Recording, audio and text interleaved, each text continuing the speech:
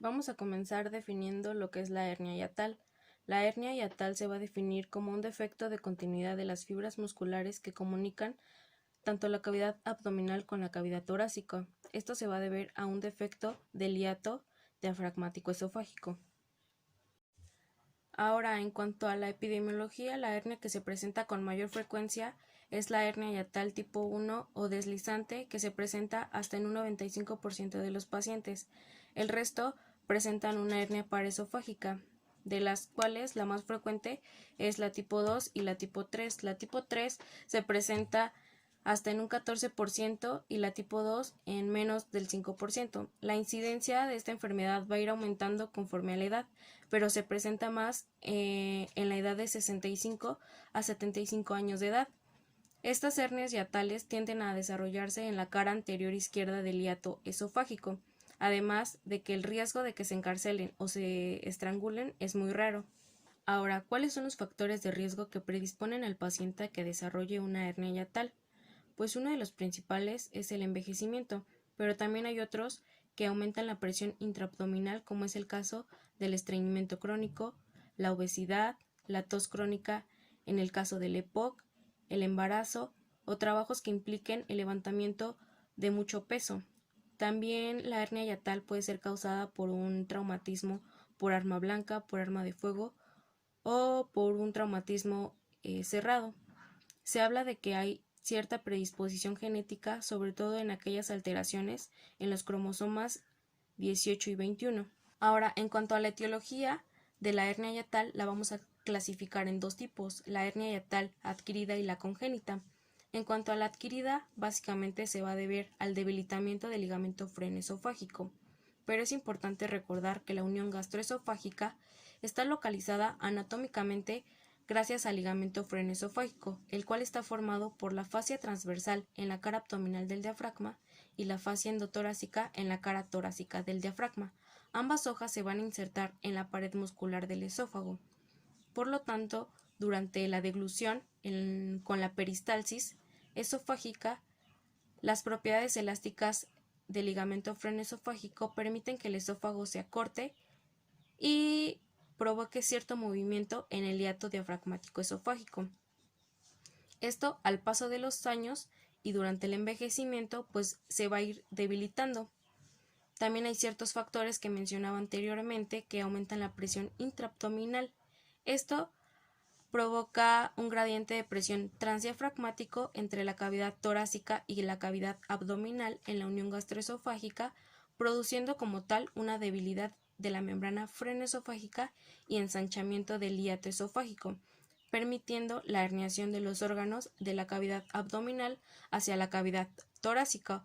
Esta herniación hace que la unión gastroesofágica se fije al mediastino posterior y a partir de eso va a depender el grado de hernia que va a tener el paciente.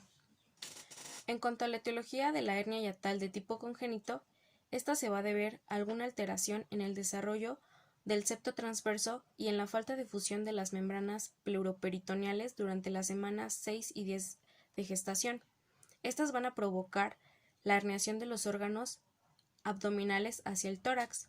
Como tal, va a provocar una falta de desarrollo del árbol traqueal y por lo tanto el paciente va a presentar una hipoplasia pulmonar y una hipertensión pulmonar. La clasificación de la hernia hiatal se va a basar de acuerdo a la localización de la unión gastroesofágica y a la localización del fondo gástrico. Como tal, hay 4 tipos de hernia. La tipo 1 es a la que se le va a denominar como hernia hiatal.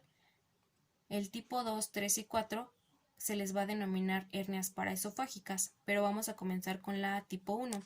La tipo 1, o también denominada deslizante, se va a caracterizar por la migración de la unión gastroesofágica hacia el tórax. La unión gastroesofágica va a permanecer por encima del estómago herniado. En cuanto a la tipo 2, o también denominada rodante, el fondo del estómago se encuentra por encima de la unión gastroesofágica, siendo esta, o sea, la unión gastroesofágica, localizada en la posición anatómica normal. Es decir, aquí solamente se está herniando el fondo del estómago. En la tipo 3, o también denominada mixta, va a estar caracterizada por la tipo 1 y la tipo 2, es decir, va a estar herniado tanto la unión gastroesofágica como el fondo gástrico. Y la tipo 4, o también denominada compleja, no solamente contiene el estómago y el esófago como órganos herniados, sino también se encuentran implicados ya intestino delgado, intestino grueso e incluso hígado. El cuadro clínico que presentan estos pacientes con hernia hiatal es generalmente un cuadro de enfermedad por reflujo gastroesofágico, es decir, disfagia, pirosis, regurgitación, dolor en epigastrio o en tórax, vómito. Algunos llegan a presentar anemia secundaria a una isquemia o a úlceras dentro del estómago herniado. Llegan a presentar una saciedad temprana o datos ya respiratorios cuando la hernia ya está afectando el sistema respiratorio, como es la tos, disnea o la aspiración. Se dice que el tamaño de la hernia va a estar relacionada inversamente con la capacidad pulmonar total y la capacidad vital, y cuando hay una reparación quirúrgica hay una mejora de estos volúmenes pulmonares. Y pues en el caso de los pacientes con hernia hiatal congénita van a presentar datos de insuficiencia respiratoria. Para el diagnóstico de la hernia hiatal, primero se va a realizar una historia clínica para conocer los factores de riesgo que tenga el paciente, además de conocer el cuadro clínico. Después, a la exploración física, lo que podemos llegar a encontrar es una disminución de los ruidos respiratorios del lado afectado, así como ruidos intestinales dentro del tórax. Se puede mandar a realizar una radiografía de tórax y abdomen de manera incidental y lo que se va a encontrar es flujo de aire retrocardíaco. En la imagen del lado derecho podemos observar líquido de aire detrás de la silueta cardíaca debido al estómago intratorácico. En esta diapositiva podemos observar los distintos tipos de hernia hiatal en radiografía, empezando por la tipo 1, que es la deslizante. Recordemos que aquí solamente la unión gastroesofágica va a ser la que va a estar herniada. En el tipo 2 o rodante, aquí va a estar la parte del fondo gástrico herniado. La tipo 3, en donde no solamente va a estar herniado la unión gastroesofágica, sino también el fondo gástrico. Y la tipo 4 o compleja, ya vemos la herniación del estómago. También le podemos mandar a realizar un esofagograma con vario, el cual nos va a mostrar datos de la anatomía, la localización de la hernia, así como el peristaltismo. En la primera imagen del lado izquierdo podemos observar cómo ya la mayoría del estómago está en una posición intratorácica. En la imagen B del mismo lado izquierdo vemos el estrechamiento del esófago debido a la compresión de la porción intratorácica del estómago. En la imagen de en medio podemos ver que el estómago ya está intratorácico, y en las imágenes de la porción derecha, en la parte superior, las primeras tres imágenes nos muestran la onda peristáltica primaria que impulsa el vario hacia la porción supradiafragmática del estómago en un paciente con una hernia hiatal. En la imagen C observamos la presión del diafragma sobre el estómago y la falta de contracción del estómago supradiafragmático evitan el paso del bolo, o en este caso del vario, hacia el estómago distal. Y en las imágenes en la parte inferior nos muestran como consecuencia de esta falta de contracción la regurgitación en la porción supradiafragmática. También se va a mandar a realizar una TAC o una tomografía axial computarizada, en donde nos va a dar signos directos y signos indirectos. Dentro de los signos directos tenemos la pérdida de continuidad del diafragma, así como el signo de diafragma colgante. En la imagen podemos observar una tomografía de una mujer de 66 años que tuvo un accidente automovilístico, en el cual se muestra un defecto o falta de continuidad del hemidiafragma izquierdo con un encorvamiento del borde libre, además de el paso de las asas intestinales a la cavidad torácica. También podemos tener signos indirectos en las TACs, como los órganos abdominales ya en tórax, el signo de collar el signo de víscera dependiente, que ya nos habla del contacto directo de órganos abdominales con la pared posterior del tórax, así como el signo de joroba, que básicamente es la herniación del hígado. En esta diapositiva observamos algunos ejemplos de tomografías. Por ejemplo, la primera imagen del lado izquierdo podemos observar el signo de collar por compresión de hígado herniado en la cavidad torácica. En la imagen de en medio podemos observar una tomografía de un paciente de 51 años de edad con un trauma cerrado de abdomen, el cual muestra un signo de joroba. Y en la última imagen podemos observar un TAC de un hombre de 49 años de edad con un antecedente de herida por arma punzocortante, en donde el TAC nos muestra pérdida de continuidad del diafragma izquierdo con un engrosamiento del borde libre, además del paso de las asas intestinales a la cavidad torácica. El tratamiento para la hernia hiatal es quirúrgico y consta de dos cirugías. Una de ellas es la plastía hiatal, que puede ser de dos tipos, tanto de manera laparoscópica o abierta.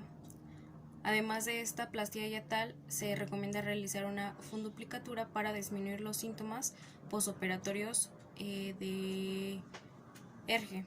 Hablando sobre la plastía hiatal laparoscópica, las indicaciones para este tipo de cirugía es que tenga los síntomas mínimos de una hernia hiatal, pero que tenga una hernia de gran tamaño debido a las complicaciones que puede llegar a tener. Las contraindicaciones para este tipo de cirugía es que tenga una hipertensión portal, un trastorno en la coagulación, alguna incapacidad para tolerar la anestesia o alguna enfermedad cardíaca. Esta cirugía con técnica laparoscópica se recomienda ya que es más rápida la recuperación en comparación con la abierta. Hay menor cantidad de complicaciones, además de que tiene una mortalidad del 0.5%. La única desventaja es que tiene mayor riesgo de recurrencia.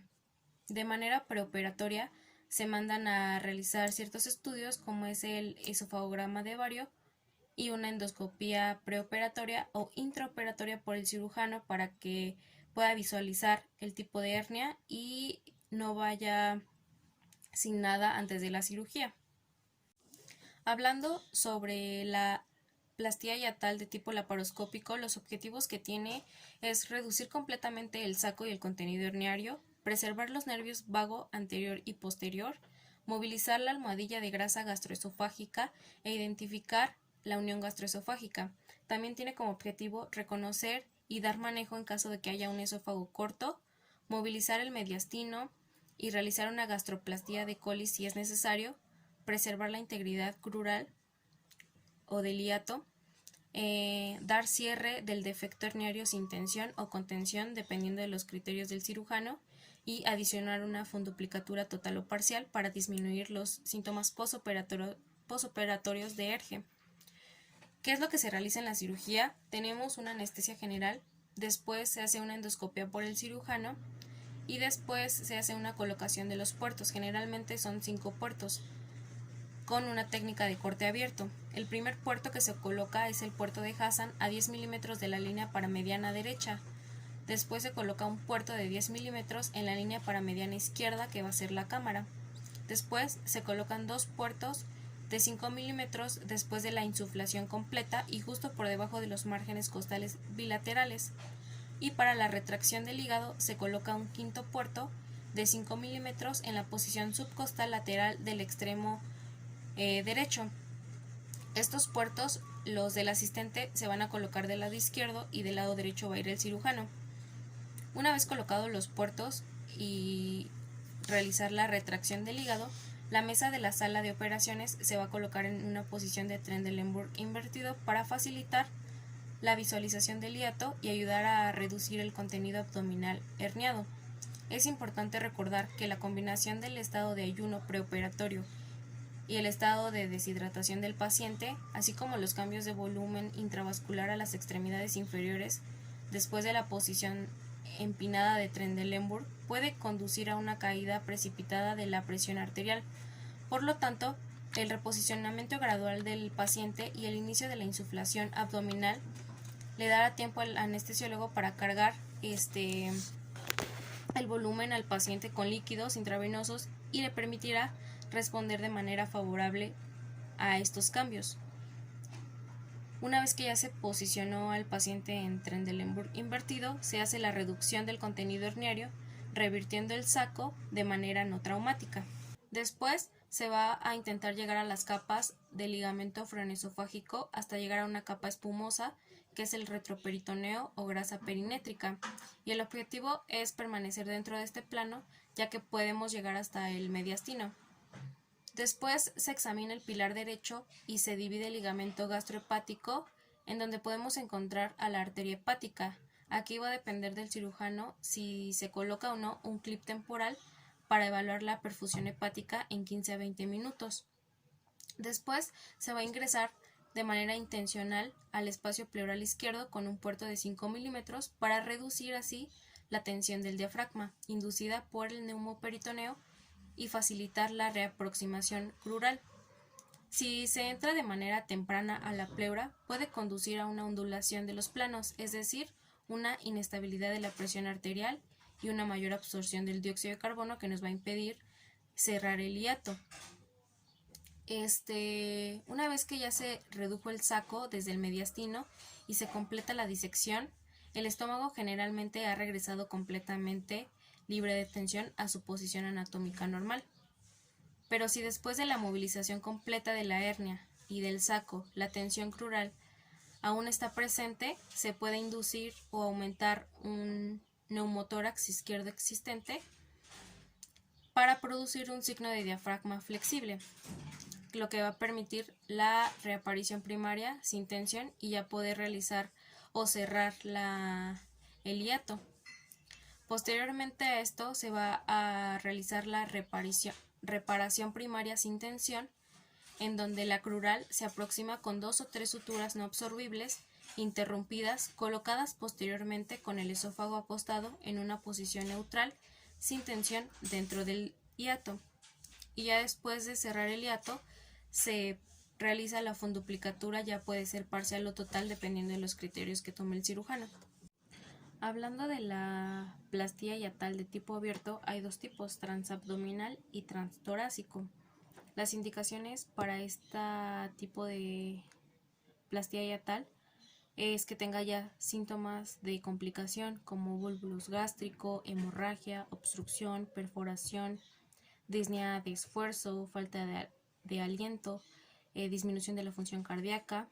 También está indicada en pacientes jóvenes, en pacientes con obesidad o en aquellos que tienen una hernia paraesofágica tipo 4 o compleja con falla quirúrgica laparoscópica con uso de malla. Al igual que la laparoscópica, también se va a mandar de manera preoperatoria a hacer ciertos estudios como es la esofagograma de bario, una endoscopía preoperatoria, una radiografía de tórax y abdomen y una TAC. En la imagen de la izquierda podemos observar un colon transverso ya en el hiato y en la imagen de la derecha podemos observar una hernia paraesofágica con volvulus gástrico. La plastía hiatal de tipo abierto tiene una recuperación obviamente más lenta en comparación con la laparoscópica y tiene una morbilidad de 1.4%, y esto va a aumentar conforme a la edad. Para la plastía hiatal abierta transabdominal, primero se realiza una incisión del apéndice sifoides hasta justo por encima del ombligo. Después se procede a realizar una disección del hiato de manera completa para la extracción de la hernia del mediastino sin lesionar los nervios, la pleura, el mediastino, el pericardio, la aorta y el nervio vagal. Además se va a utilizar un drenaje Penrose y se va a colocar alrededor del esófago en la unión gastroesofágica para elevar el esófago y estómago para mejorar así la disección del hiato posterior. Después se procede a la movilización del esófago con una longitud de 4 a 5 centímetros para que esta parte quede dentro del abdomen, y en dado caso de que no se pueda tener de 4 a 5 centímetros de esófago intraabdominal, se puede realizar una gastroplastía de colis, en el cual es un procedimiento en donde se crea un tubo gástrico mediante una engrapadora. ¿Qué es lo que se hace en este tipo de cirugía? Se coloca la grapa lineal de 60 milímetros paralela a una bolsa esofágica a lo largo de la curvatura menor del estómago. Se realiza el disparo con la creación del neoesófago, que es la imagen, la letra B. Ahí ya se hizo el neoesófago y pues el fondo del estómago está siendo envuelto alrededor del neoesófago posteriormente para realizar la funduplicatura, que es la parte final de esta cirugía. Después de ya realizar la gastroplastia de colis, se cierra el hiato con una reparación primaria con suturas no absorbibles que generalmente se llegan a utilizar de 3 a 5 de manera interrumpida o colchonero, y en algunos casos se puede llegar a reforzar con alguna malla o algún parche. En cuanto a la plastilla hiatal abierta transtorácica, las indicaciones de esta cirugía es que el paciente tenga algún grado de obesidad, tenga un esófago acortado, que tenga una hernia tipo 4 o compleja, que ya haya tenido alguna falla en 2 reparaciones transabdominales anteriores, o que tenga una reparación de hernia incisional abdominal en la línea media con malla. ¿Qué es lo que se realiza en esta cirugía? Pues primero se hace el abordaje transtorácico, en donde el paciente se coloca en decúbito lateral derecho y después se coloca un tubo gástrico oral y se realiza una toracotomía anterolateral izquierda. Generalmente se realiza a través del lecho de la octava costilla. Después se procede a la movilización esofágica. Se dice que las adhesiones entre la hernia paraesofágica y el pulmón, la pared torácica y el diafragma se lisan. La pleura mediastínica se abre a nivel de la vena pulmonar inferior y el esófago. La membrana frenoesofágica se abre en su vértice en el tórax y se expone el estómago. Se comienza a disecar todo el saco herniario, se libera del hiato y del estómago y se extrae. Después se va a realizar una funduplicatura de 240 grados con reparación de Bell-Seymour 4, que consiste en colocar de 6 a 3 suturas en 2 filas colocadas uniformemente en estos 240 grados del estómago anterior para cubrir 4 centímetros del esófago intraabdominal. ¿En qué consiste este tipo de funduplicatura? En la primera imagen pues vamos a poder observar el esófago y la hernia hiatal expuestos a través de una incisión torácica. Después se extirpa la almohadilla del cardias y se realizan unas suturas colocadas en ambas extremidades de la abertura hiatal. Después se colocan 3 suturas del cardias entre el esófago y el fondo gástrico. Después se hace una primera fila de suturas atadas creando una funduplicatura de 240 grados y después se procede a realizar una segunda fila de suturas colocadas de manera similar y pasa a través del diafragma. Y por último tenemos que se pasa el estómago y se ata la segunda fila de suturas. El último paso de esta cirugía es la reparación del hiato. Esto se va a realizar con suturas no absorbibles en una configuración de figura de 8. Generalmente se llegan a utilizar de 4 hasta 8 suturas.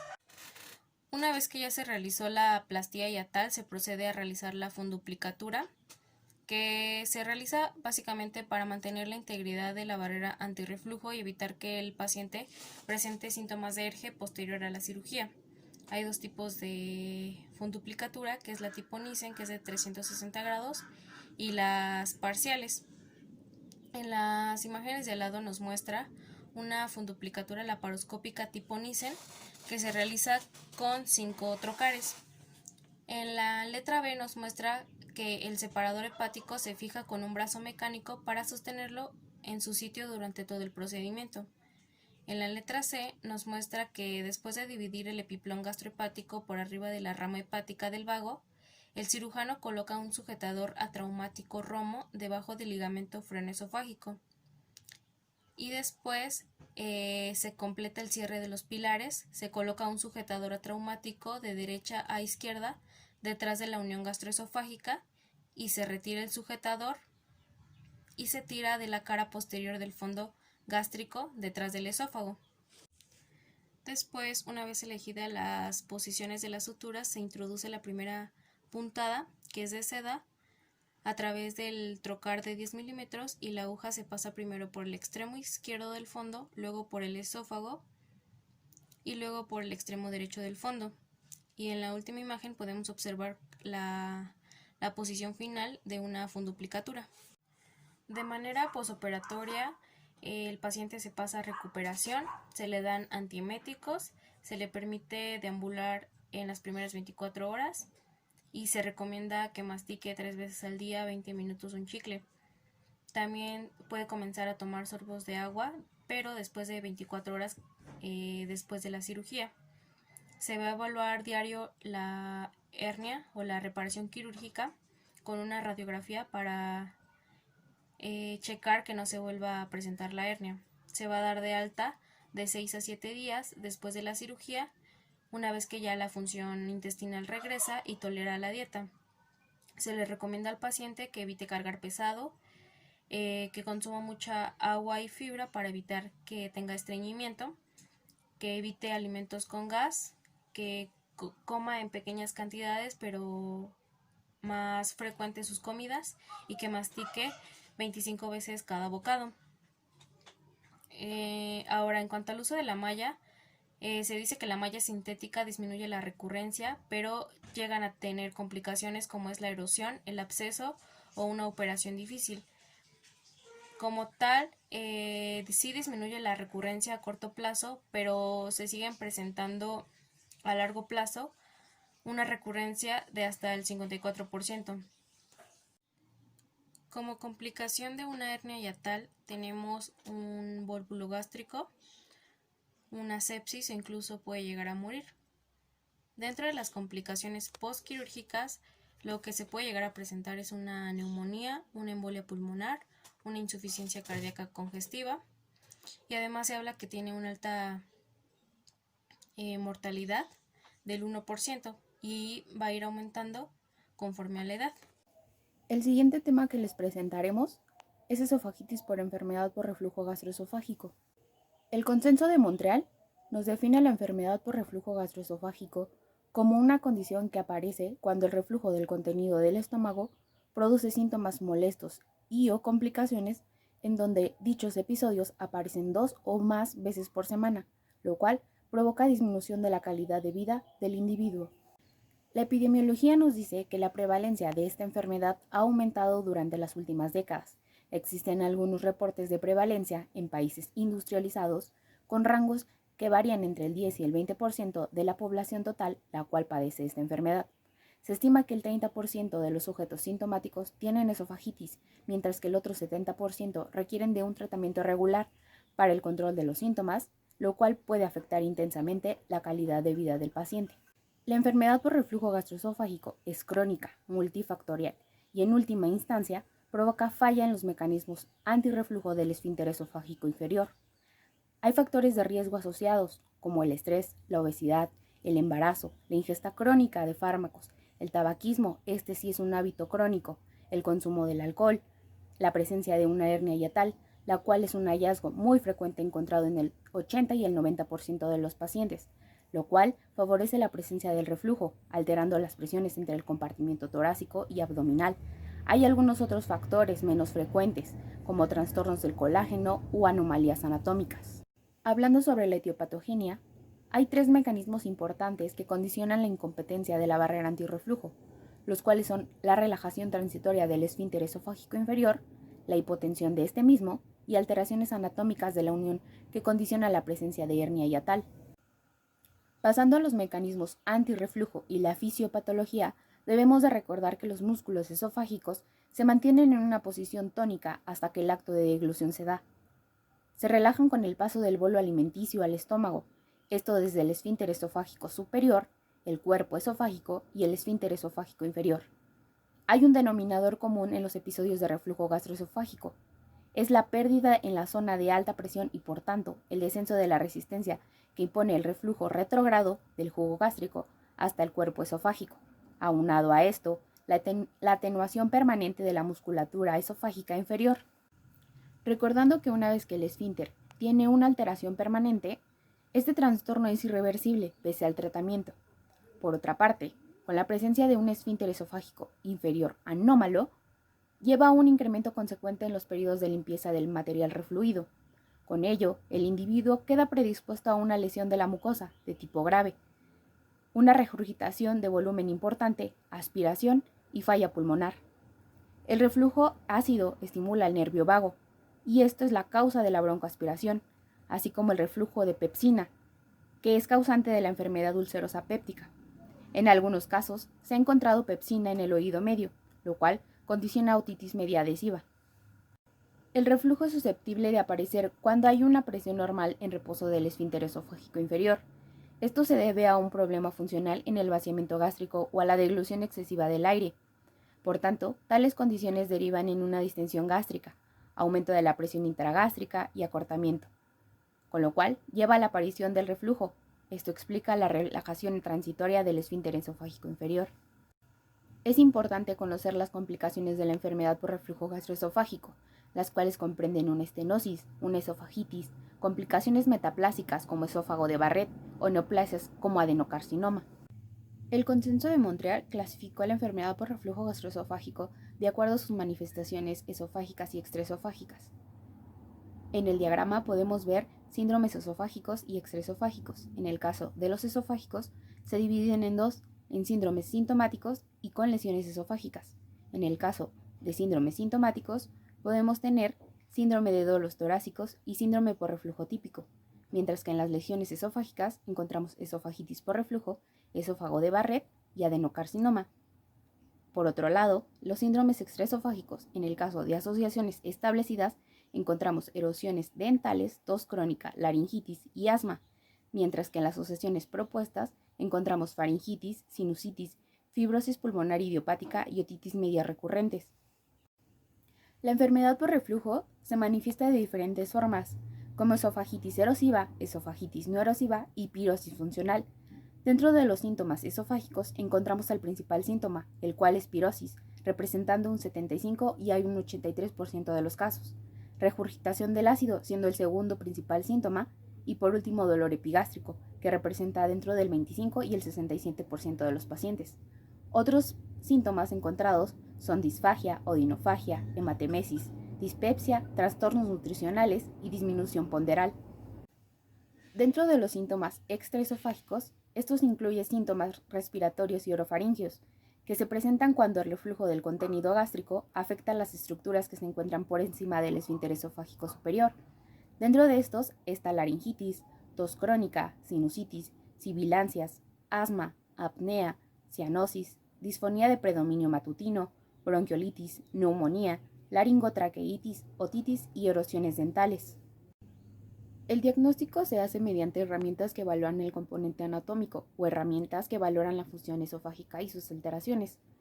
Dentro de los estructurales tenemos la radiografía de tórax. Esta en ocasiones se puede visualizar algunos datos de hernia hiatal, con lo cual observamos una burbuja gástrica intratorácica o parte del colon migrado hacia la cavidad torácica. Hallazgos indirectos son datos pulmonares por enfermedad por reflujo gastroesofágico, con manifestaciones extraesofágicas como fibrosis pulmonar.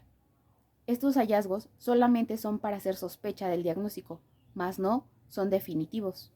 La serie esófago-gastroduodenal cuenta con una sensibilidad del 26% y especificidad del 50%.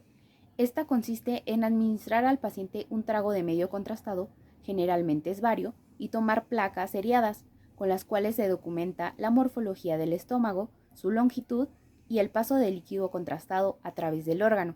Midiendo el tiempo del tránsito, además, se logra visualizar paso al estómago y al duodeno. Este también nos arroja datos sobre alteraciones anatómicas como esófago corto, presencia de divertículos esofágicos, úlcera de mucosa, estenosis, hernia hiatal y procesos inflamatorios como esofagitis. Por otro lado, tenemos la pH-metría de 24 horas. Es el estudio más adecuado para determinar la exposición ácida del esófago y establecer si los síntomas están relacionados con estos episodios. Posee una elevada especificidad mayor del 90%, la sensibilidad se estima entre un 61 y un 64%, Una disminución del pH esofágico por debajo de 4 indica reflujo ácido. Las indicaciones para realizar una pHmetría esofágica de 24 horas son las siguientes. Pacientes con síntomas indicativos de reflujo gastroesofágico que no respondan al tratamiento empírico con inhibidores de la bomba de protones y sin esofagitis documentada por endoscopía. Pacientes con síntomas indicativos de reflujo gastroesofágico sin esofagitis o con una respuesta insatisfactoria a los inhibidores de la bomba de protones en dosis elevada, en los que se considera la cirugía antirreflujo. Pacientes con síntomas extraesofágicos que no responden a los inhibidores de la bomba de protones o pacientes en los que después de la cirugía persiste sintomatología de reflujo. Además, tenemos la manometría. Esta se usa pensando en la posibilidad de realizar alguna cirugía. Evalúa la función motora del esófago en todo su trayecto, desde el esfínter esofágico superior, la relación de deglución con las ondas peristálticas del cuerpo esofágico. Además, da información sobre la presión basal del esfínter esofágico inferior y su porcentaje de relajación asociado con deglución. Puede ayudar a detectar hipomotilidad, espasticidad, terciarismo, acalasia o algunos otros trastornos motores del esófago. La impedaciometría esofágica sirve para medir el tránsito retrógrado o reflujo, mediante la colocación de una sonda nasosofágica que dispone de varios sensores. Esta se puede asociar con el registro simultáneo del pH esofágico, pudiendo así detectar los episodios de reflujo e identificar los que son ácidos de los que no son ácidos. Es una técnica de elección para investigar el reflujo no ácido en pacientes con enfermedad por reflujo gastroesofágico, que no responden al tratamiento antisecretor. La endoscopia es una herramienta importante para hacer el diagnóstico. También es útil para valorar la respuesta al tratamiento médico y dar seguimiento en pacientes seleccionados. No se debe hacer endoscopia para confirmar o descartar esofagitis cuando los síntomas son típicos. Se debe realizar ante la presencia de datos de alarma sobre posibles complicaciones de la enfermedad. Se debe de suspender el tratamiento por lo menos 2 semanas antes del estudio. Esto para considerar que los hallazgos correspondan al estado basal de la enfermedad. Las ventajas de la endoscopia es visualizar de forma directa el daño de la mucosa esofágica. La toma de biopsia apoya el diagnóstico del esófago de Barrett, displasias o incluso adenocarcinomas esofágicos. Las clasificaciones más utilizadas por los endoscopistas para catalogar el grado de reflujo de los pacientes son la de Savary-Miller y la clasificación de Los Ángeles, esta última siendo la más útil en la actualidad. La clasificación de Savary-Miller consta de 5 grados. El grado 1 habla sobre lesiones eritematosas, exudativas, erosiones superficiales, únicas o múltiples, no confluentes. El grado 2 son erosiones confluentes, pero no circundantes, presencia de exudados, cerca de la línea Z. El grado 3, erosiones y lesiones exudativas confluentes y circundantes, sin formación de estenosis. El grado 4, fibrosis crónica, estenosis de la luz esofágica y úlceras profundas. El grado 5, esófago de Barrett. La clasificación de Los Ángeles consta de grado A, B, C y D. El grado A habla sobre una o más áreas de lesiones, ninguna de las cuales mayor de 5 milímetros. El grado B, una o más áreas de lesiones no confluentes con una extensión mayor de 5 milímetros. El grado C, una o más erosiones confluentes, pero que no ocupan la totalidad de la circunferencia del órgano. El grado D, lesiones que abarcan toda la circunferencia del órgano. El tratamiento médico va a depender del grado de esofagitis que presente cada paciente, pues aquellos que tengan esofagitis más grave suelen requerir tratamientos más intensos y prolongados que aquellos con esofagitis más leves o incluso sin esofagitis. Hay algunas recomendaciones que se le debe de dar al paciente, como elevar la cabecera de la cama de 30 a 45 grados, no usar fajas o ropa ajustada, comer fracciones de alimentos pequeñas y frecuentes, esperar en promedio 2 horas entre la cena y la hora de dormir, evitar el consumo de alcohol, tomate, pimienta, cafeína, evitar alimentos altos en grasas, cítricos, refrescos, chocolates y menta. No emplear fármacos como antagonistas de canales de calcio, eliminar el tabaquismo y disminuir el peso corporal. La suspensión del ácido clorhídrico es la base del tratamiento médico. Se ocupan 2 grupos principales de fármacos, inhibidores de la bomba de protones o antagonistas de los receptores H2. El ácido gástrico se secreta de forma más importante por las noches, por lo que en casos severos se recomienda usar dosis divididas de antagonistas H2 o preferir el horario nocturno para el uso de inhibidores de la bomba de protones. El uso prolongado de antagonistas de los receptores H2 Se ha asociado con el desarrollo de tolerancia, por lo que se limita su uso a largo plazo. Ejemplos de los antagonistas H2 tenemos la cimetidina. En adultos y adolescentes se ocupan 800 miligramos una vez al día, a la hora de acostarse, o 400 miligramos 2 veces al día, o 300 miligramos 4 veces al día con las comidas y a la hora de acostarse durante 8 a 12 semanas. No se recomiendan tratamientos de una duración superior a 12 semanas. Tenemos también famotidina. Se ocupan 40 miligramos cada 12 horas vía oral, y nisatidina de 150 a 300 miligramos cada 12 horas vía oral. En el caso de los inhibidores de la bomba de protones, se da cuando el individuo está en ayuno, por lo que se debe sugerir al paciente que lo tome de 30 a 60 minutos antes de la ingesta de cada alimento, esto previo al ayuno o cena. En la mayoría de los pacientes se inicia con una sola dosis de inhibidores de la bomba de protones. Si no hay una respuesta adecuada, se incrementa la dosis a 2 veces al día. Se indica durante 4 a 12 semanas, en promedio 8 semanas, tiempo en el que tarda la mucosa esofágica en regenerarse, sobre todo si se trata de esofagitis erosiva severa. La respuesta terapéutica es más lenta en las manifestaciones extraesofágicas.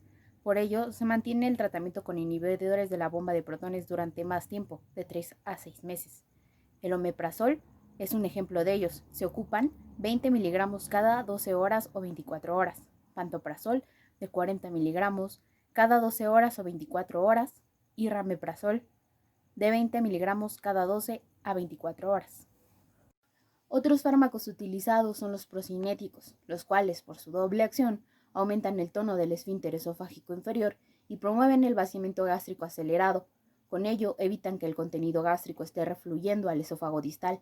Los efectos adversos de este tipo de fármacos, sobre todo, son los síndromes extrapiramidales. Son poco tolerados por los pacientes. Ejemplos de estos es la domperidona, que se ocupan 10 miligramos cada 8 horas, con dosis máxima de 30 miligramos por día. La cisaprida, en condiciones severas se ocupan 10 miligramos cada 8 horas o 10 miligramos 4 veces al día antes de los 3 alimentos y antes de acostarse, o 20 miligramos antes del desayuno y antes de acostarse. Otro ejemplo es la cimetidina. En mayores de 20 años se ocupa 1 miligramo 3 veces al día, 15 minutos antes de cada comida. Se considera fracaso al tratamiento cuando, a pesar de recibir un esquema adecuado de inhibidores de la bomba de protones, los síntomas y o esofagitis persistan después de 12 semanas de tratamiento. Debe de comprobarse que el paciente tome de forma adecuada el tratamiento en dosis y horarios, además de que no esté perpetuando hábitos que favorezcan el reflujo. En cuanto al tratamiento quirúrgico, en la actualidad la técnica quirúrgica más aceptada es la funduplicatura, que consiste en reforzar la función del esfínter esofágico inferior, envolviéndolo en el fondo gástrico alrededor de la porción inferior del esófago. Las indicaciones para la cirugía antirreflujo son las siguientes. Síntomas típicos de enfermedad de reflujo esofágico inferior persistentes. Correlación documentada entre síntomas y episodios de reflujo. Historia larga de reflujo gastroesofágico. Disminución de la calidad de vida de los pacientes. Necesidad de incrementar la dosis de inhibidores de bomba de protones. Hernia hiatal.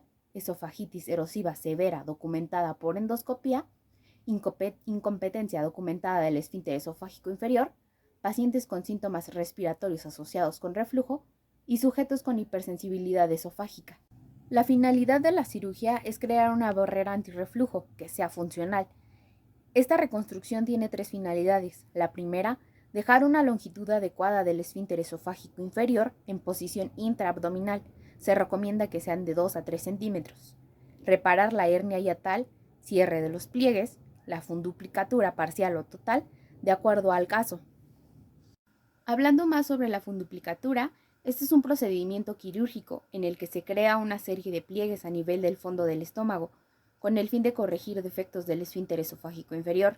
El objetivo de esta cirugía es lograr aumentar el tono del esfínter, evitando así el reflujo del contenido gástrico hacia el esófago. En una funduplicatura, el fundus gástrico del estómago se arruga o plica alrededor de la parte distal del esófago, quedando así anclada para reforzar la función oclusiva del esfínter esofágico inferior. El hiato esofágico se estrecha, además a través de suturas para evitar o tratar hernias concomitantes. Tenemos diferentes tipos de funduplicatura. Cada una va a tener su técnica quirúrgica específica. La funduplicatura total tipo Nissen de 360 grados es la más usada. Los pasos para realizar esta técnica son apertura del ligamento freno esofágico de izquierda a derecha, preservar la rama hepática del nervio vago, disección de ambos pliegues, movilizar el esófago para alcanzar 3 centímetros del esófago intragástrico, corte de los vasos gástricos cortos, cierre de los pliegues con sutura no absorbible, formación de la funduplicatura de 1.5 a 2 centímetros y colocación de dilatador esofágico al momento de realizar la funduplicatura. La funduplicatura parcial de tipo Toupet consiste en una funduplicatura de 270 grados alrededor de los 4 centímetros distales del esófago, en donde no se cierran los pilares. Generalmente se estabiliza mediante el anclaje de la envoltura en la parte posterior con el borde hiatal. Se fija el fondo gástrico a la crura diafragmática. Este se reserva en casos cuando existe una dismotilidad esofágica severa o aperistalsis. Las complicaciones: si esta está muy apretada, puede provocar disfagia y síndrome de gas o no poder eructar y vomitar. La funduplicatura tipo Warner es una modificación de la técnica Toupet. Consiste en anclar el fundus en la parte posterior después de pasar por detrás del esófago para realizar el sistema valvular al pilar derecho del diafragma en una longitud de unos 6 a 8 centímetros. En la funduplicatura tipo Hill, en esta se hace una disección del hiato en la unión inferior. Se procede a hacer la liberación de vasos cortos, se cierra el hiato diafragmático, se pasa parte del fundus gástrico por detrás del esófago. La funduplicatura parcial anterior tipo Dor, después de la reparación hiatal posterior, la parte anterior del fondo se rueda sobre la parte anterior del esófago y se sutura el borde hiatal y la pared esofágica. La funduplicatura anterior consiste en 180 grados. Esta tiene mayor éxito. Con este procedimiento, el fondo y el esófago se suturan al lado derecho del borde hiatal para crear una válvula de Capletta en la unión gastroesofágica y estabilizar un segmento de 3.4 centímetros de esófago intraabdominal. Se realiza como parte de una cardiomiotomía de Heller, tratamiento quirúrgico de elección para la acalasia. Las complicaciones pueden ser: si esta es muy laxa, puede provocar recidivas del reflujo; si es muy apretada, puede provocar disfagia y que el paciente no pueda eructar o vomitar. Existen complicaciones relacionadas con la cirugía. Dentro de las complicaciones más frecuentes en el transoperatorio está el sangrado, que puede ser por lesión hepática en la separación o a nivel esplécnico por la movilización del fondo. Otro sitio de probable sangrado en el trans y posoperatorio es el sitio de sección de los vasos gástricos cortos, que en general se recomienda utilicen clips hemostáticos. Se han reportado casos de neumotórax o neumomediastino. Esto es más frecuente cuando se tratan hernias hiatales asociadas. Algunos pacientes desarrollan enfisema subcutáneo, en general asociado a cirugías largas y presiones intraabdominales altas en el neumoperitoneo. Es importante hablar también sobre la esofagitis eosinofílica. La esofagitis eosinofílica es un padecimiento alérgico inflamatorio del esófago, caracterizado por infiltración densa eosinofílica. Los principales síntomas de los pacientes con esofagitis eosinofílica son similares a los de la enfermedad por reflujo, pero en la mayoría de los casos no responden al tratamiento médico clásico con inhibidores de la bomba de protones.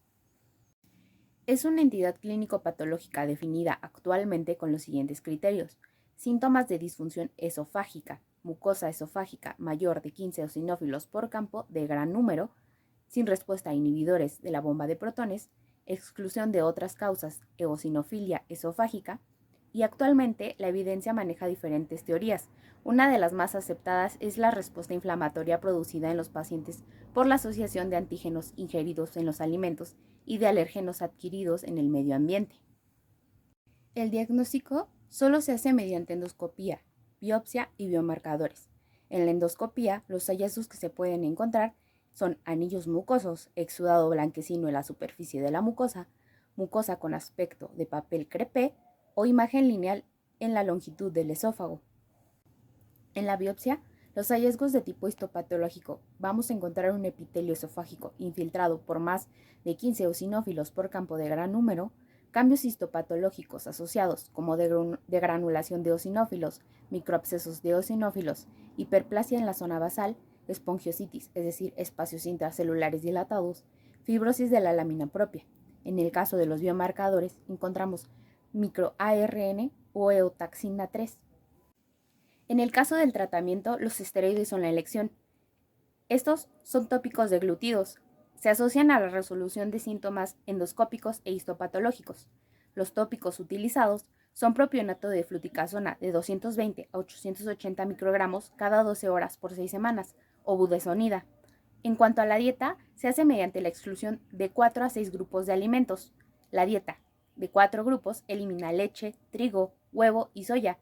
La dieta de 6 grupos elimina, además de los anteriores, nueces y mariscos. El siguiente tema es esófago de Barrett. El esófago de Barrett se define como una afección en la cual el esófago está cubierto por epitelio columnar en vez de un epitelio plano normal. Recordemos que de manera normal el esófago está recubierto por un epitelio escamoso estratificado. Otra definición es que el esófago de Barrett es la enfermedad en la que el revestimiento escamoso normal del esófago distal se reemplaza por un epitelio de células columnares metaplásicas en respuesta a la enfermedad crónica por reflujo gastroesofágico. Según la AJA, nos dice que es una condición en la que cualquier extensión del epitelio columnar metaplásico se predispone al desarrollo de cáncer, reemplaza al epitelio escamoso estratificado que recubre generalmente al esófago distal. Este cambio de epitelio se debe a una respuesta protectora del epitelio frente a la inflamación crónica, el cual puede causar daños en el ADN y así estimular la hiperproliferación, suprimir la apoptosis y llevar a la promoción de la carciogénesis en el esófago de Barrett. Los factores de riesgo para desarrollar un esófago de Barrett. El principal factor es una enfermedad por reflujo gastroesofágico, aunque también se puede llegar a presentar otro tipo de factor de riesgo como es la obesidad con un índice de masa corporal mayor a 30, que el paciente consuma alcohol o fume cigarros. Hay cierta predisposición genética también y se habla de una prevalencia en el sexo masculino en una relación 2:1 en comparación con las mujeres, y la edad también es un factor de riesgo ya que se comienza a presentar en mayores de 50 años de edad. Para el diagnóstico de esófago de Barrett se utilizan dos estudios, la endoscopía y la biopsia. En la endoscopía nos va a dar datos de dificultad para localizar la unión escamocolumnar en la ubicación normal, así como se va a observar una mucosa más roja y llamativa. En las imágenes, en la primera del lado izquierdo, observamos un esófago de Barrett no complicado. En la imagen E observamos una úlcera extensa en la mucosa de Barrett y en la figura F observamos un adenocarcinoma en la mucosa de Barrett. En la biopsia se requieren tomar de 4 cuadrantes cada 2 centímetros y lo que vamos a encontrar pues va a ser un epitelio columnar y también se puede llegar a encontrar células caliciformes. Hay distintas clasificaciones para el esófago de Barrett, una de ellas es de acuerdo a la longitud. Esta se divide en segmentos largos, que son aquellos que miden más de 3 centímetros, y en segmentos cortos, que son aquellos que miden menos de 3 centímetros. Otra clasificación es la histológica. Esto la divide en no displásico, displasia indefinida, displasia de bajo grado y displasia de alto grado. Otra clasificación es la clasificación de Praga. Esta toma en cuenta la extensión circunferencial así como la longitud máxima de la lengüeta.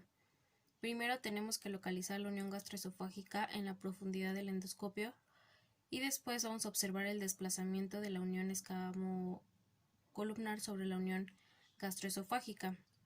Vamos a medir la profundidad de inserción del endoscopio en la extensión circunferencial más proximal de la metaplasia columnar sospechada y después medimos la profundidad de la inserción del endoscopio en la extensión máxima de la metaplasia columnar. Una vez que ya tengamos estos datos, vamos a restarle cada uno de los valores a la longitud de la unión gastroesofágica y el resultado nos va a hablar de la extensión del esófago de Barrett. En cuanto al tratamiento de esófago de Barrett, lo vamos a dividir en el no displásico y en el displásico. En aquellos casos en que no es displásico, se recomienda un tratamiento quimioprofiláctico de estatinas, ya que se ha encontrado en los estudios que hay hasta un 35% menos de probabilidad de desarrollar adenocarcinoma en aquellos pacientes que toman estatinas o AINES. También se pueden utilizar antiácidos como los inhibidores de la bomba de protones, pero estos solamente van a ser sintomáticos, ya que se ha encontrado un aumento de adenocarcinoma en aquellos pacientes que utilizan este tipo de medicamentos. También puede ser un tratamiento quirúrgico con una funduplicatura para disminuir los síntomas del reflujo gastroesofágico. En cuanto al tratamiento para aquellos pacientes que ya tienen un esófago de Barrett displásico, el tratamiento es la resección endoscópica con una resección endoscópica de la mucosa o como tal una disección endoscópica de la submucosa. También se puede realizar una ablación endoscópica, ya sea por radiofrecuencia, terapia fotodinámica, crioablación o una esofagectomía.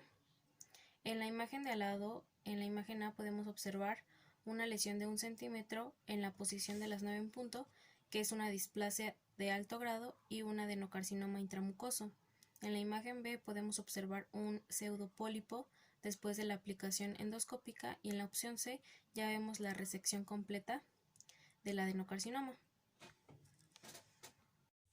Dentro de las complicaciones de esófago de Barrett encontramos la ulceración y la estenosis, pero lo que más importa es el adenocarcinoma esofágico, ya que el que los pacientes tengan esófago de Barrett aumenta de un 30 hasta un 125% que desarrollan este tipo de displasia.